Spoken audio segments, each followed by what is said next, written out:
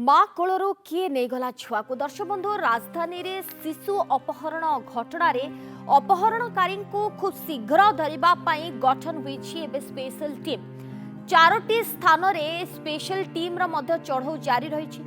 शिशु कल्याण समिति पक्षरु मध्य तलाशी करा जाउछि। जेतेबेले राम मंदिर सामनारु दृष्टिबाधित माँ कोलरू शिशु पुत्र को छड़ाई नै जैछन्ति दुर्बृत्त किए सेमाने एवं काहीकि शिशु पुत्र को सेमाने एमिति चोराई नहीं तार वर्तमान खोलताड़ आरंभ हो जाइछि। डीसीपी सूचना कि खूब शीघ्र ए अभियुक्त माने मध्य धरा हेबे कारण जेतेबेले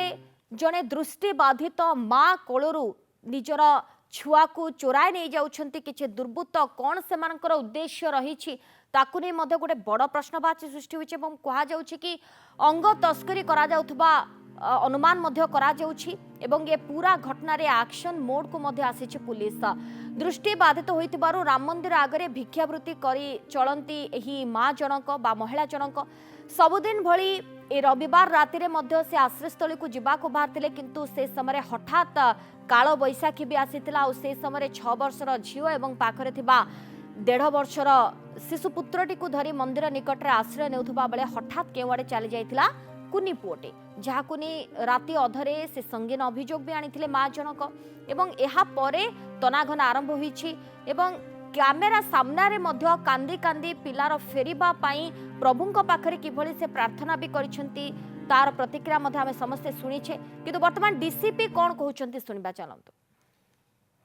आमे चेष्टा करूछु जल्दी रु जल्दी छुआ को रेस्क्यू करिवा पाई मल्टीपल टीम्स आमे फॉर्म करिछु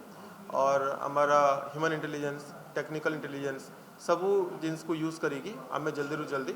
छुआ को रेस्क्यू करिवा पाई चेष्टा करूछु।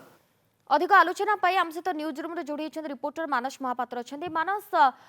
गोटे आश्वासना मिल पारुछि कि खूब शीघ्र हजि जाइथिबा छुआ निज माँ कोल को फेरी आसिबो कारण डीसीपी कहिसंती कि पूरा तत्पर रहिছে वर्तमान पुलिस एवं खूब शीघ्र किबळी छुआटी मिलिबो एवं अभियुक्त धरा पड़िबे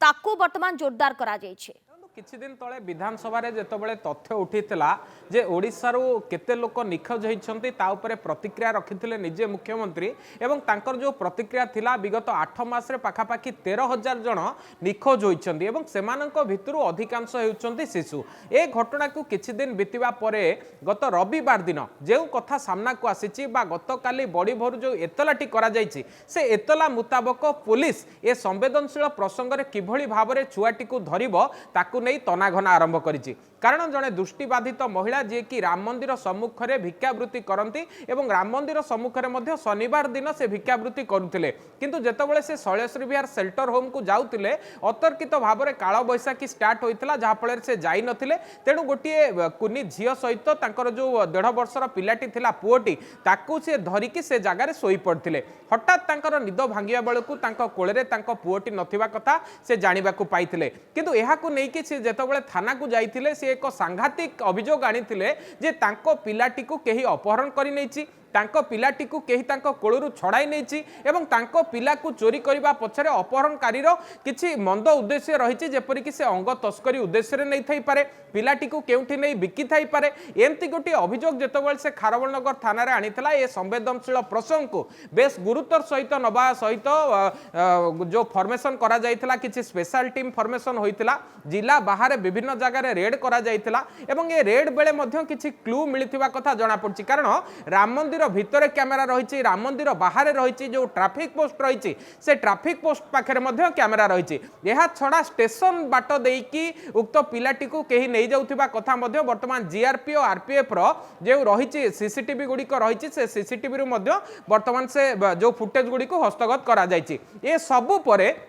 ए केस रे जदि देखिबे जन को डिटेन करा जायछि एवं ए डिटेन लोकटी तांकर रिलेशन बोली जणा पड़छि तेणु एहारी भितरे किछि गोटे ब्लूप्रिंट प्रस्तुत करा जायतला उक्त पिलाटी को नबा पाई एवं तार जो दृष्टिबाधित महिलांकर पिलाटी चली जायछि तांको सह लिंक रे थिबा कोनोसी लोक एभली करथाई पारे बोली वर्तमान संदेह होउछि तबे सबु घटना को नै कि निजे भुवनेश्वर डीसीपी मानस धीरे धीरे गोटे चित्र स्पष्ट होउछि के नै थाई पारे जदियो तार तदंत जारी रहिछि आशा करा कि खूब शीघ्र जी अभियुक्त से धरा पड़िबो एथि सहित शिशुटी खूब शीघ्र मिली पारिबो। देखो प्रायतः से कहीपर जे जी अपहरणकारी अच्छी जी अभियुक्त अच्छी ता पाखे पाखापाखि पुलिस वर्तमान पहुंची गला किंतु जेहेतु गोटे शिशुपुत्र कथा रही शिशुपुत्रटी वर्तमान अभियुक्त पाखे रही जदि गणमाध्यम उक्त अभियुक्तर ना बाहर को आसूची तेबे से शिशुपुत्रटीर असुविधा हबार संभावना रही तेणु पुलिस सोमोट भाव में कौन प्रकार ता ना सामने जदिओ न प्रकाश करिछि तेबे एतिकी कहिछि जे पुलिस वर्तमान अभियुक्त पाखे पहुंची गला एवं खूब शीघ्र पिलाटी को उद्धार करा जिवो जो जो स्पेशल टीम गठन करा जाइथला से विभिन्न आधार रु विभिन्न प्रकार क्लू पाइछंती एवं उक्त क्लू को आधार करी अभियुक्त निकट रे मध्य पहुंचिछंती तबे ए सबु कारण भितरे जहाँ भी रिजन थाउ ना कहीं जदि देखिबे जे ये पूरा घटना रे जे अभियुक्त थाउ से तांको परिवार सदस्य होइताउ से बाहर लोक होइताउ जेउ कारण पाई मध्य शिशुपुत्रटी को से चोराइथिबो ता विरोध रे दृढ़ हस्ते दमन करा जिवो एवं एथिरे केवल पुलिस नुहे जदि देखिबे रुचिका चाइल्ड लाइन ठारू आरंभ करी सीडब्ल्यूसी रो सदस्य जो माने पाखापाखि 24 घंटा ऊर्ध्व समय धरी विभिन्न जगार रेड करने सहित ए संलग्न जो लोक मैंने रही विटनेस रही